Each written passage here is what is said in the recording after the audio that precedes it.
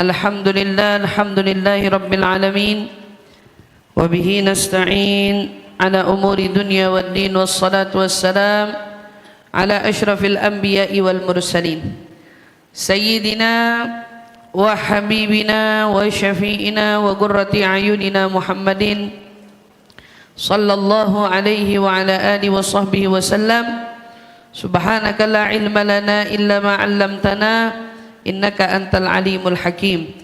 Rabbi zidna ilma warzuqna fahma, amin ya rabbal alamin. Allahumma inna nas'aluka ilma ladunni wal mashraba safiyal haniya wahab ya ghani. Allahumma inna nas'aluka ilma ladunni wal mashraba safiyal haniya wahab ya ghani. Allahumma inna nas'aluka ilma ladunni wal mashraba safiyal haniya wahab ya ghani. Alhamdulillah thumma alhamdulillah. Limpahan syukur bersama kita panjatkan kehadirat Allah Subhanahu wa taala yang alhamdulillah mengumpulkan kita bersama kembali dalam menghadiri perayaan Maulid Nabi Muhammad sallallahu alaihi wasallam. Salah satu rumah Allah yang tentu dengan duduknya kita di sini maka pastilah berlipat ganda pahala kita hari ini. Berlipat ganda dengan hadirnya kita di dalam Maulid Nabi, ditambah dengan karunia Allah yang Allah cucurkan rahmatnya di salah satu dari rumahnya Allah dan tempat yang paling dicintai oleh Allah Subhanahu wa taala. Sebagaimana Allah melangkahkan kaki-kaki kita ke tempat-tempat yang mulia semacam ini, semoga Allah kelompokkan kita di dalam kelompok orang-orang yang mulia, orang-orang yang dicintai Allah, orang-orang yang kelak dianugerahkan syafaat Rasulullah sallallahu alaihi wasallam, insyaallah. Amin amin ya rabbal alamin. Alhamdulillah, alhamdulillah, nikmat karunia Allah Subhanahu wa taala dengan Allah Subhanahu wa taala pilihkan kepada kita seorang nabi terbaik, nabi teragung, nabi termulia, yaitu nabi kita Muhammad sallallahu alaihi wasallam. Nabi yang bila mana dibicarakan tentangnya tak pernah membuat jenuh para pendengarnya.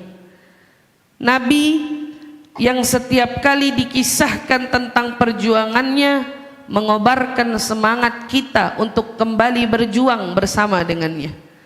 Sosok Nabi yang setiap kali diceritakan tentang kisah pilu hidupnya justru membuat kita terenyuh dan terus ingin berusaha menjadi pengikut setianya.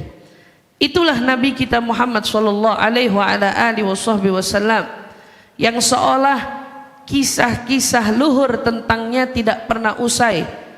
Mungkin kisah demi kisah, lembaran demi lembaran telah tertulis tentangnya, namun semua itu sebagaimana yang Allah katakan di dalam firman-Nya, wa ma utitu minal ilmi illa qalil.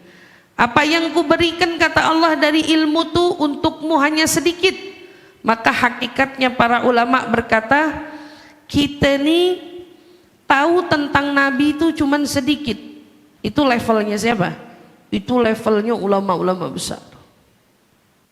Habib Ali sampai ngarang maulid kayak gitu, itu istilahnya segitu dalam kenalnya Habib Ali sama Nabi, katanya sedikit.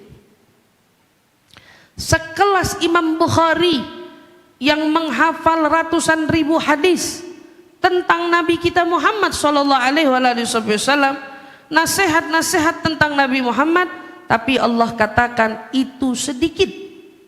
Sedikit. Lalu siapa yang paling tahu tentang Nabi ini? Siapa yang paling paham tentang Nabi ini?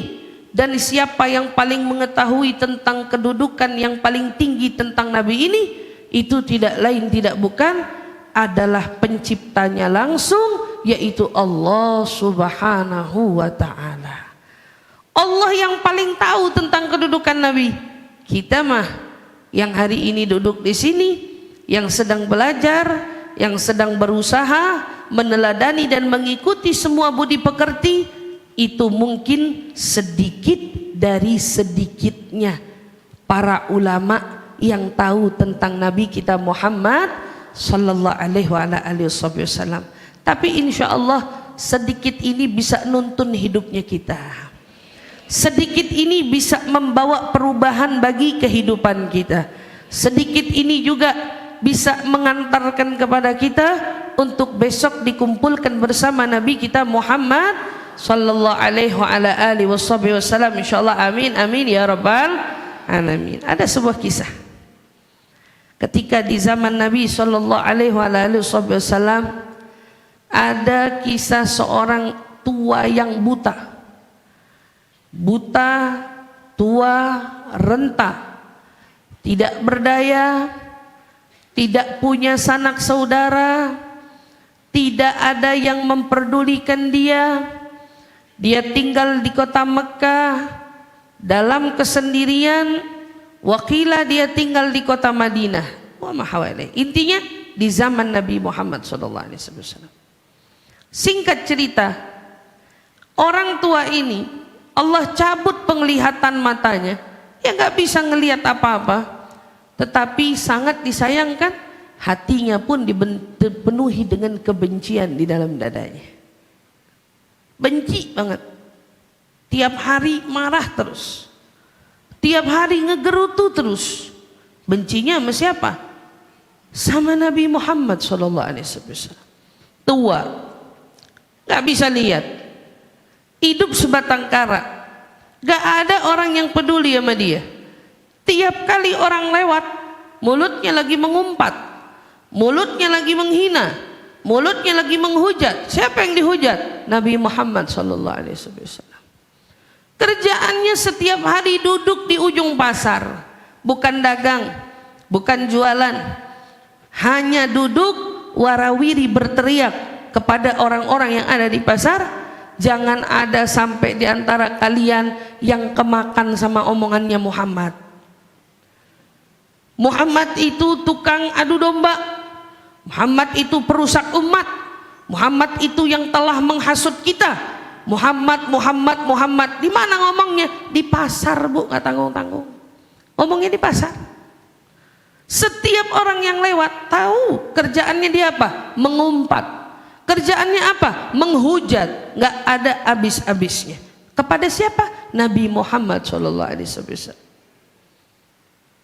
Singkat cerita, tiap hari ada orang yang datengin nenek ini dengan kelembutan, dengan perhatian, dengan penuh kasih sayang. Apa yang dilakukannya? Tiap hari dia pun memberi makan nenek ini,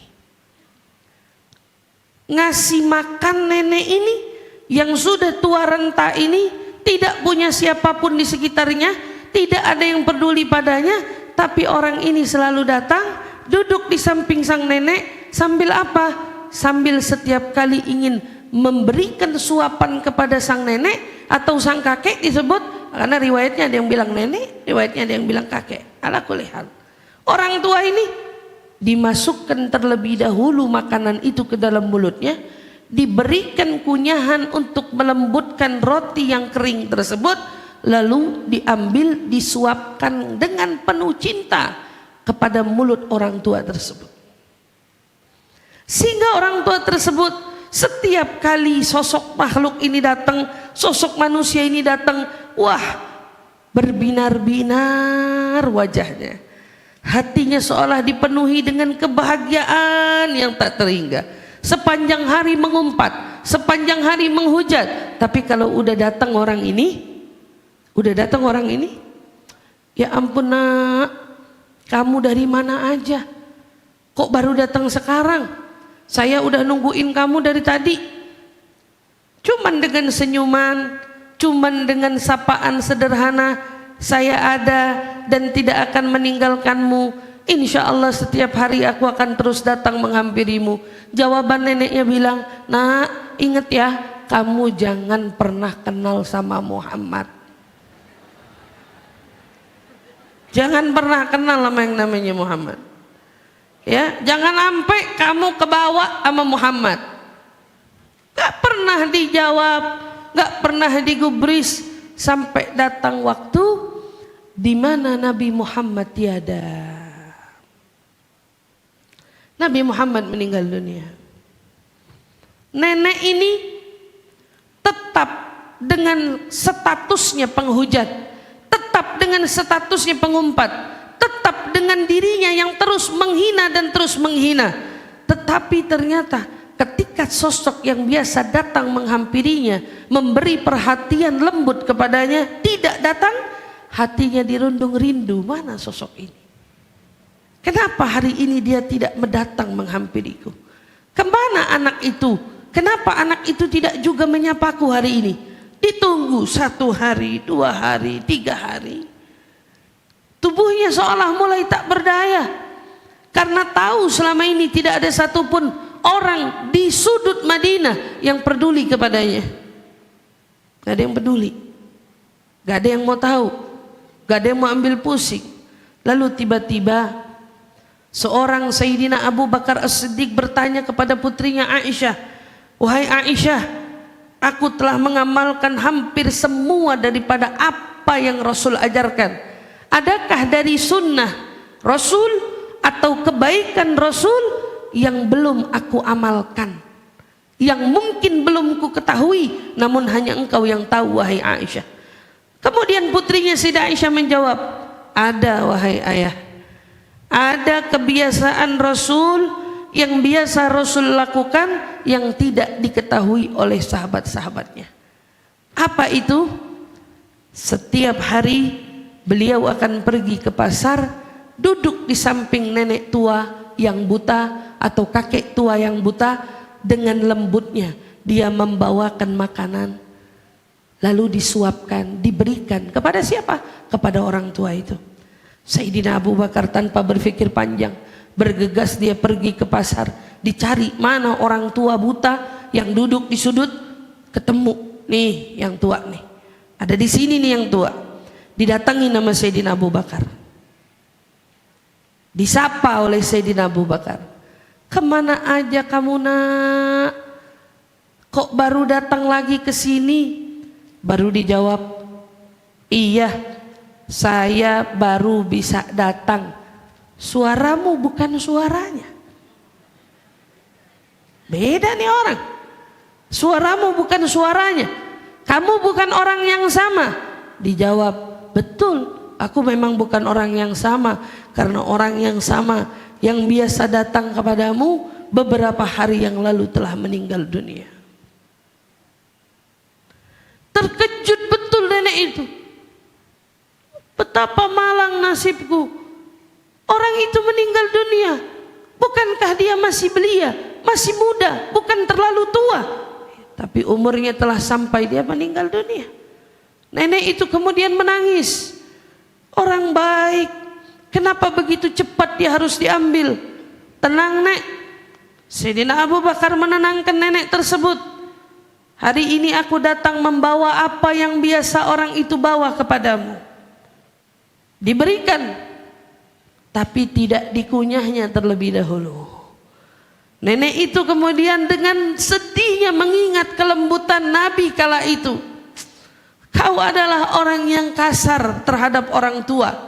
Padahal Sayyidina Abu Bakar datang bawain makanan, mau peduli sama dia, tapi dia bilang, "Kau adalah orang yang kasar terhadap orang tua.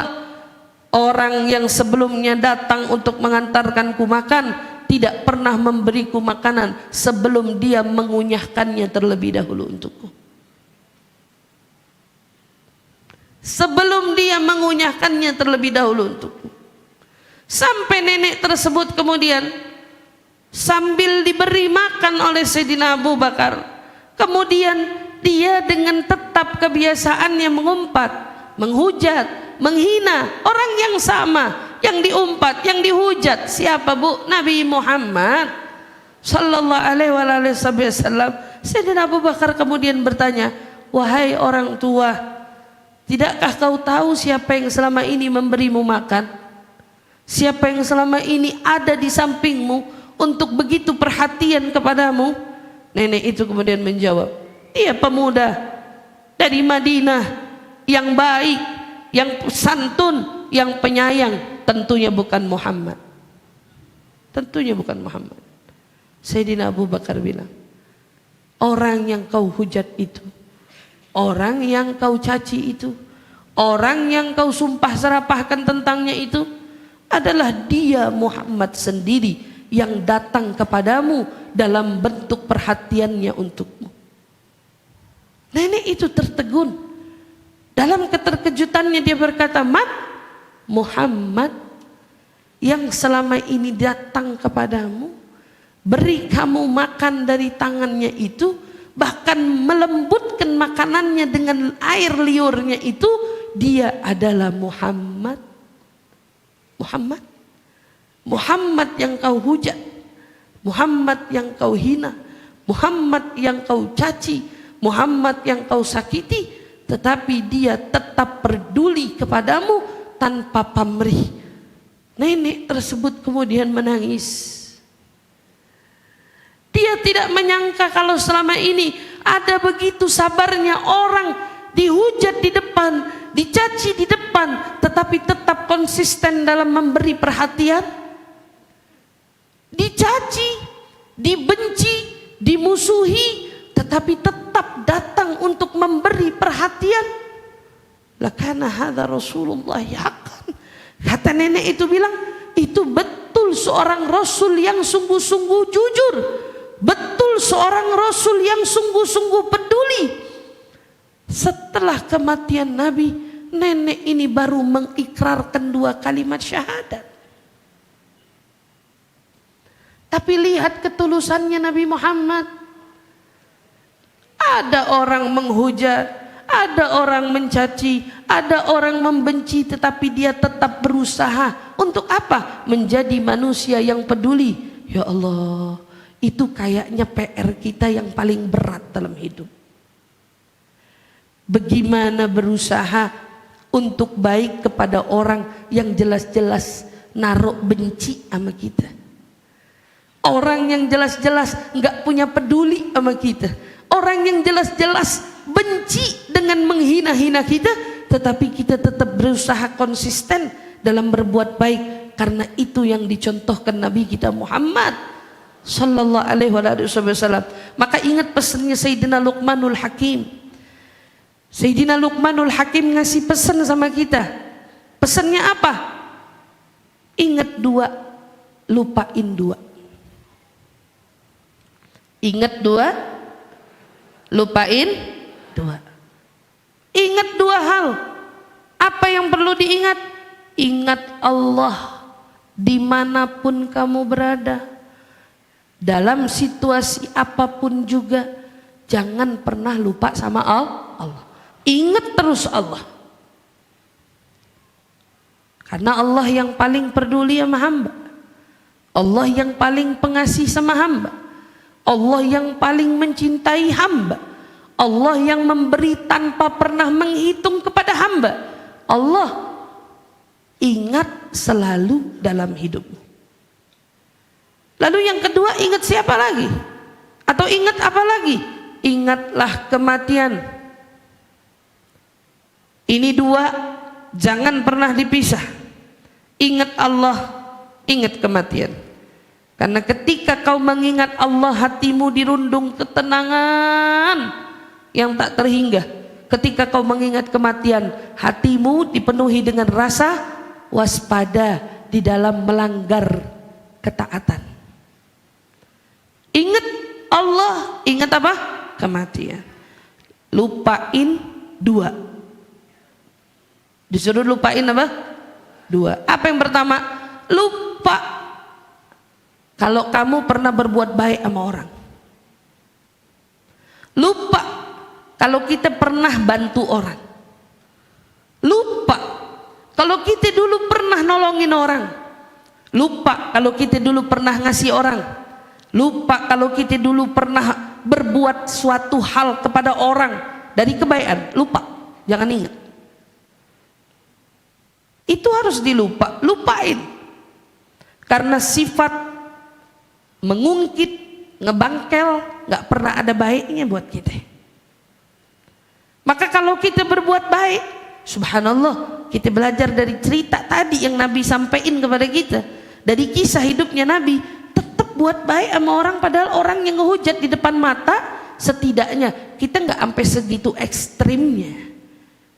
Ada terang-terang orang hujat kita depan mata, ceritanya gara-gara gak kenal sama kita. Belum nemu kayaknya ya. Soalnya rata-rata orang kalau udah nggak demen, nggak bakal nengok sama kita. Kalau udah nggak demen, nggak bakal nyamperin kita. Kalau udah nggak demen, jauh-jauh dari kita, kan biasanya begitu. Nggak ada yang se-ekstrim itu. Sampai kalau nggak demenin depan muka dihija, dicaci, dimaki, nggak. Berarti kita nggak separah Nabi, tapi setidaknya kita bisa belajar dari Nabi. Belajar apa? Lupain kebaikan yang pernah kita lakukan kepada orang lain. Lupain, Bu. Habis itu apa lagi? Setelah kita lupain kebaikan-kebaikan yang kita beri kepada orang, habis dari situ kita lakuin apa? Lupain keburukan orang yang pernah orang lakuin sama kita. Nah itu tuh ustazah paling susah tuh. Paling susah ngelupain keburukan orang sama kita. Susah itu kata siapa? Kata kita kan. Ketika kita merasa ada orang begitu dalam nyakitin kita, ketika kita merasa ada orang begitu dalam mengabaikan kita, ketika kita merasa ada orang begitu dalam mengecewakan kita, ketika kita merasa ada orang teramat dalam melukai perasaan kita, ingat baik-baik, itu kata kita. Itu kata kita. Sejatinya perbuatannya apakah sedalam itu? Belum tentu. Karena apa yang menyimpulkan itu sakitnya sedalam itu adalah diri kita sendiri. Jadi ketika kita menyikapi maaf ada orang mengecewakan kita, menyakitkan kita, melukai perasaan kita, mungkin sampai membuat sedih hati kita, sedalam apa lukanya, sedalam apa sedihnya, ingat itu kata kita. Ingat baik-baik, itu kata kita, bukan kata orang. Itu kata kita sendiri yang ngomong. Berarti kalau kata kita, kalau kita yang ngomong, soalnya ustazah kan yang ngerasain saya, yang ngerasain kan bukan orang. Makanya bagi saya rasanya sakit banget. Kan dia yang ngerasain ceritanya ya. Soalnya kan saya yang ngerasain, ustazah mah kagak ngerasain. Yang ngerasain sama saya, rasanya tuh dalam banget. Iya kan? Kata siapa? Ya kata yang ngerasain. Lah emang sejak kapan rasa bisa ditransfer? Nggak ada. Rasa kita masing-masing beda. Ada orang cuman dicubit dikit, rasanya bisa kayak abis dipukul. Kan rasa dia. Justru ketika ada di antara kita yang ketika orang ngecewain kita rasanya dalam banget, itu berarti apa? Allah lagi mau ngasih kamu pahala dalam banget. Dalam banget. Ustazah dia nyakitin saya dalam banget. Sakit hati saya ustazah. Susah ustazah rasanya mau nengok muka dia lagi. Berat ustazah rasanya mau nengok muka dia. Berat kalau ngebayangin muka dia aja ogah ngelihatnya, katanya dia bilang. Iya. Sedalam itu rasanya. Sedalam itu kamu mau dikasih pahala sama Allah. Tapi ketika nih malaikat lagi datang mau nganterin pahala nih, pahalanya baru mau turun, dia yang ngomong, aneh nggak bakal lagi nengok muka dia, nggak bakal lagi nyapain dia, nggak bakal lagi buat baik sama dia, misalnya gitu. Nggak jadi, malaikat putar balik. Baru mau diturunin, malaikat putar balik katanya. Gara-gara apa? Nah, kayaknya bukan dia pahala yang layak buat dia dapat, karena dia kalah dari ujiannya itu. Bu, ingat Nabi waktu didatengin Tha'labah. Sa'labah datang dengan tidak berdaya di hadapan Nabi. Matanya memerah, air mata tumpah dari matanya Sa'labah.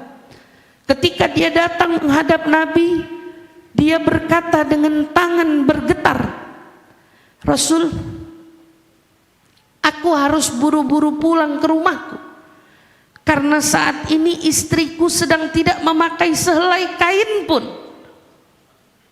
Istriku tidak punya pakaian untuk menutup bajunya, untuk menutup tubuhnya, karena baju yang kupakai ini hanya sempurna untuk menutup aurat ketika aku pinjam baju istriku juga.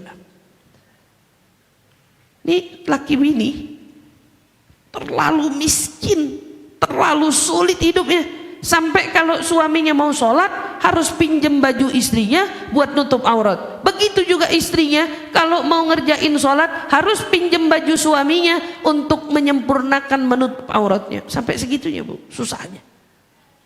Dia datang kepada Rasul. Ketika Rasul mendengar keadaan Sa'labah, apa yang dilakukan Rasulullah? Mata beliau memerah. Rasulullah menangis, membayangkan betapa sulitnya hidup Sa'labah dengan istrinya.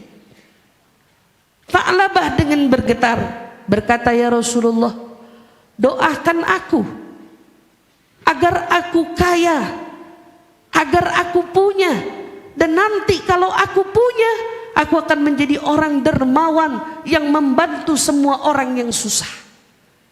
Ini ucapan siapa? Sa'labah. Janji loh di depan Nabi, saya kalau didoain jadi orang punya, saya bakal jadi apa? Orang dermawan, kata Sa'labah. Orang susah bakal saya bantu. Ikrar depan Nabi. Nabi angkat tangan, ya Allah, tolong buat kaya Sa'labah, buat kaya. Tapi dia dari awal udah salah ngomongnya. Saya janji kalau saya kaya, saya bakal jadi orang dermawan. Sama Nabi doanya ditambahin, dan uji hatinya. Uji hatinya. Nah, kalau ngomong jangan suka sekata-kata. Ngomong minta kaya, didoain sama Nabi, ya Allah, perkaya Sa'labah, berikan dia harta yang banyak, uji hatinya. Karena dia ngomong apa? Kalau saya kaya, saya akan jadi orang yang dermawan. Dia mau jadi kaya, jadi dermawan. Dikasih sama Allah kekayaan. 1 kambing jadi 10, 10 jadi 40, 40 jadi 100, berlipat terus berlipat, sampai rumahnya apa? Gak muat sama kambingnya dia. Kaya Sa'labah, rumah pekarangan gak muat, dikomplain sama tetangga, Sa'labah kamu ngeganggu jalan kita, Sa'labah kamu ngeganggu, pusing Sa'labah, pindah ke lembah. Bayangin, 1 lembah itu lembah kambingnya Sa'labah. Tapi ketika dia dapat itu semua, saf depan sholat itu nggak ada lagi dia. Barisan depan, saf depan sholat, yang tadinya dia setiap awal waktu ada di barisan paling depan sholat, nggak ada Sa'labah. Masjid kehilangan dia. Rasulullah bertanya, aina Sa'labah? Mana Sa'labah? Sahabat celinguk. Kayaknya sama kambingnya Rasul. Oh, kambing kan? 5 waktu subuh nggak kelihatan, zuhur nggak kelihatan. Tanya sama Nabi di asar nggak kelihatan. Tungguin maghrib nggak kelihatan. Tungguin isya nggak kelihatan. Sampai bisa 5 waktu nggak kelihatan di masjid Nabi Muhammad Sallallahu Alaihi Wasallam. Bu, yang doain siapa?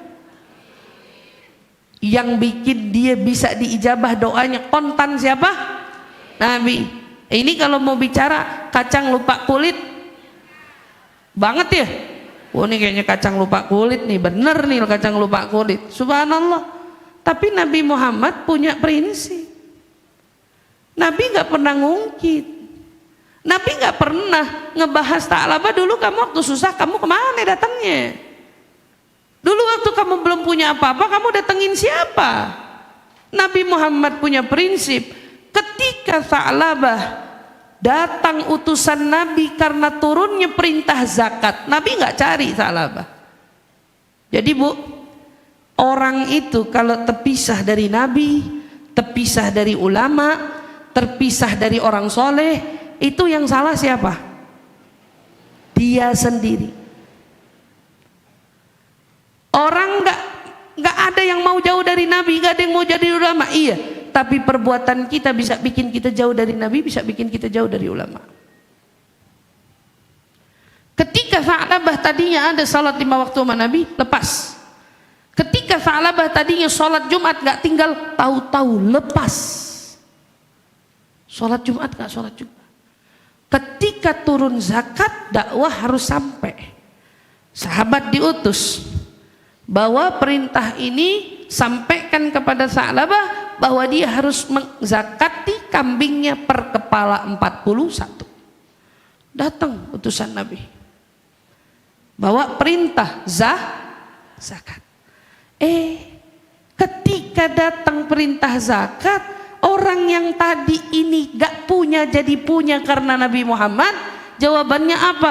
Banyak amat. Per 41. Berapa berarti kambing yang harus saya keluarkan? Sahabat balik, bawa zakat fulan, zakat fulan. Ketika Rasulullah tanya mana zakatnya Tha'labah, sahabat bingung jawabnya.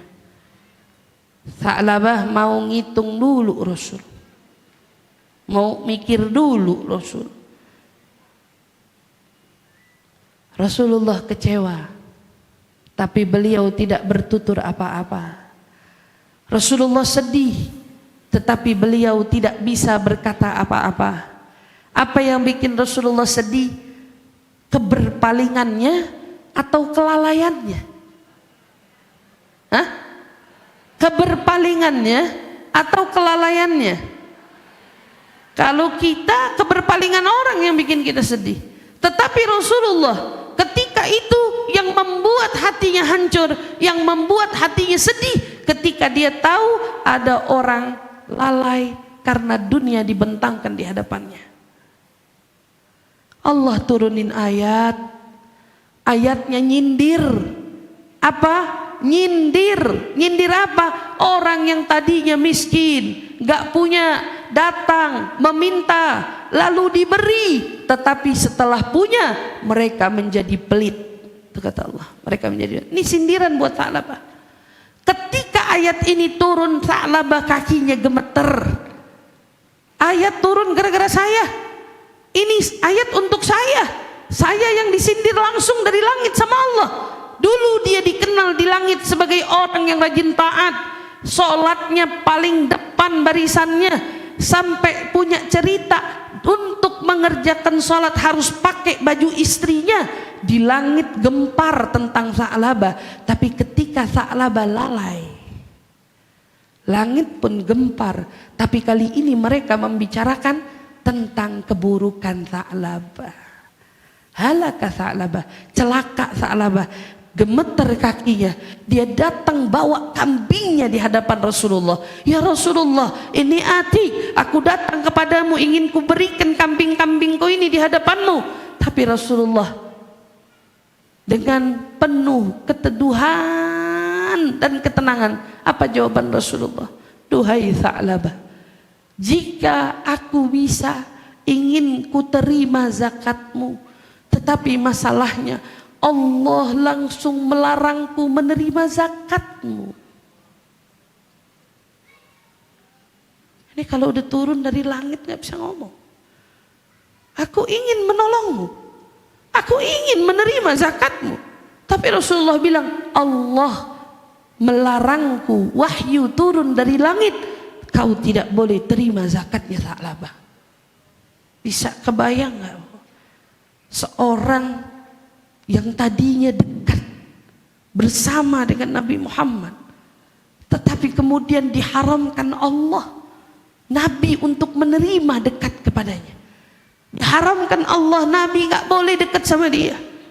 Allah haramin zakatnya diterima sama Nabi Muhammad SAW. Begitu dan seterusnya terjadi. Sedih hati Nabi, menangis ketika Nabi menolak zakatnya Tha'labah. Andai kalau hari itu kita bertukar posisi dengan Nabi, mungkin kita bukan menangis, mungkin kita justru akan dengan mengangkat kepala dengan penuh keangkuhan. Ketika dulu kau susah, kau datangi siapa? Ketika dulu kau sedang dalam keadaan paling terhimpit, kau menangis di hadapan siapa? Tapi Nabi Muhammad nggak begitu. Nabi Muhammad nunjukin sisi lain sama kita. Betul apa yang dikatakan Sayyidina Luqmanul Hakim, lupain dua. Lupain kebaikanmu sama orang, lupain keburukan orang sama kamu. Itu dicontohin langsung sama Nabi Muhammad. Kita juga kadang-kadang dalam hidup antara nolong mungkin juga bisa disakitin, antara membantu bisa juga dikhianatin, antara kita bisa memberi boleh jadi ditinggalin. Dan ternyata Nabi Muhammad pun sekelas dia, ketika orang matanya dibutakan oleh dunia mampu ninggalin Nabi Muhammad. Maka sekarang kalau ditanya, Ustazah, ada nggak orang yang bisa jauh dari Nabi Muhammad? Ketika Allah tutup matamu dengan dunia, kau akan jauh dari Nabi Muhammad. Ustazah, ada nggak orang yang jauh dari guru? Ketika matamu ditutup sama dunia, kau jauh dari guru-gurumu. Ketika matamu ditutup oleh dunia, kau jauh dari orang-orang soleh di sekitarmu. Ketika matamu ditutup oleh dunia, kau akan dibuat jauh oleh manusia mulia. Jangan sampai mata kita ditutup sama Allah. Jangan sampai hati kita ditutup sama Allah. Tapi kita minta, ya Allah, berkat kita duduk di maulid Nabi Muhammad, jangan tutup mata kami maupun mata hati kami, ya Allah. Jangan tutup mata kami maupun mata hati kami, ya Allah.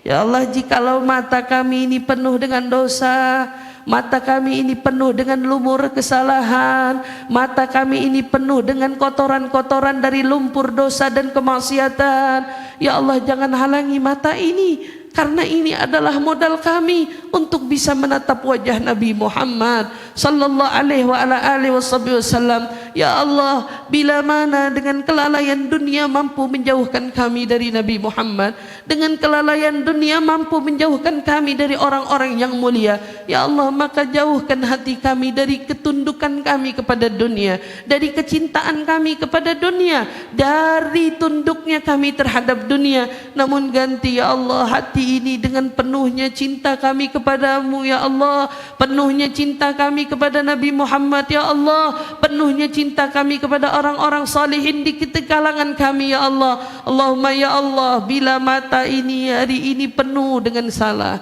penuh dengan khilaf, penuh dengan maksiat, hati kami pun demikian. Bila ternyata hati ini penuh dengan noda, penuh dengan kotoran, penuh dengan kelalaian, penuh dengan kemaksiatan, ya Allah, jangan karena hati dan mata kami Kau tutup kami untuk bisa dekat dengan Nabi Muhammad. Kau tutup kami untuk bisa menatap wajah Nabi Muhammad. Namun ya Allah, dengan mata yang penuh dosa ini, namun rahmat-Mu jauh lebih luas dari maksiat yang kami perbuat. Rahmat dan kasih sayang-Mu jauh lebih luas daripada dosa-dosa yang kami perbuat. Ya Rabb, muliakan mata ini memandang cahaya Nabi Muhammad. Muliakan mata ini bisa menatap wajahnya Nabi Muhammad. Muliakan mata ini bisa berdampingan dengan Nabi Muhammad. Ya Allah, bila orang menatap Nabi namun kemudian ditutup matanya untuk bisa dekat dengan Nabi, jangan halangi mata kami yang belum pernah berjumpa dengan Nabi untuk esok di akhirat bertemu dengan Nabi Muhammad sallallahu alaihi wa ala alihi wasallam. Ya Rabb, Kau karuniakan kami nikmat menjadi umat Nabi Muhammad tanpa kami minta. Kau beri kami nikmat iman tanpa kami minta. Kau berikan kami nikmat Islam dan hidayah tanpa kami minta. Maka ya Allah, anugerahkan kami hajat yang kami pinta, anugerahkan kami doa yang kami pinta, anugerahkan kami permohonan yang kami minta, dan permohonan yang kami minta, wafatkan kami husnul khatimah, wafatkan kami husnul khatimah, wafatkan kami husnul khatimah. Dan hajat yang kami pinta ya Allah, anugerahkan kami dekat dengan Nabi Muhammad. Hajat yang kami pinta ya Allah, izinkan mata kami memandang wajah Nabi Muhammad. Hajat yang kami pinta ya Allah, perkenankan kami masuk surga bersama dengan Nabi Muhammad. Allahumma ya Allah, tuntun bimbing amal perbuatan kami agar kami bisa meniru budi pekerti Nabi Muhammad, agar kami bisa punya kesabaran seperti kesabaran Nabi Muhammad, agar kami punya akhlak sebagaimana akhlak Nabi Muhammad. Allahumma ya Allah, kami hadirkan orang-orang kami sayangi, orang tua kami, pasangan hidup kami, anak keturunan kami ya Allah. Kami sertakan nama orang-orang yang kami cintai dari sahabat-sahabat kami, mereka semua ya Allah, hadirkan namanya menjadi orang-orang yang Engkau izinkan memandang wajahnya Nabi Muhammad. Ya Rabb, pinta kami, izinkan kami memandang wajah Nabi Muhammad, dan pinta kami, izinkan kami memandang wajahmu kelak ya Allah, memandang wajahmu kelak di surga ya Allah, memandang wajahmu kelak di surga ya Allah, dengan mendapat keridhaanmu ya Allah atas semua perbuatan yang pernah kami perbuat. Allahumma ya Allah, kabulkan semua doa-doa yang kami pinta, hajat-hajat yang kami pinta, namun jangan halangi kami semua untuk bisa dekat dengan Nabi Muhammad. Rabbana la tuzigh qulubana ba'da idh hadaitana wa hab lana ya Rabb min ladunka rahmatan innaka antal wahhab. Rabbana atina fid dunya hasanah wa fil akhirati hasanah wa qina adzabannar wa adkhilna ya Rabb jannah ma'al abrar ya azizu ya ghaffar. Subhana rabbika rabbil izzati amma yasifun wa salamun alal mursalin walhamdulillahi rabbil alamin.